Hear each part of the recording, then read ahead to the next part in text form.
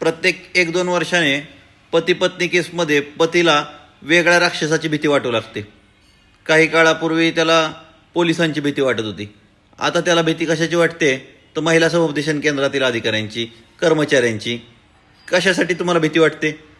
उलट कोण जर तुम्हाला तिथं चुकीचं बोललं तर रेकॉर्ड करा आणि SP किंवा आयुक्त यांना कळवा की इथं माझी सुनावणी अतिशय चुकीच्या पद्धतीने चाललेली आहे, इथे मला न्याय मिळणार नाही, हे माझी बाजू घेत नाहीत, एकाचीच बाजू घेऊन करतायत, रिपोर्ट देतो म्हणतायत, केस करतो म्हणतायत, ज्या गोष्टी अधिकार नाहीत त्या बोलत आहेत. बघा, त्यांचीच उचलबांगडी होईल. त्यामुळं डर के आगे जीत है, लक्षात ठेवा.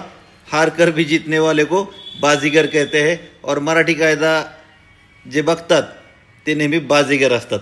त्यामुळं घाबरायचं नाही. असे कुठलेही उलटे पालटे त्यांना आदेश करता येत नाहीत.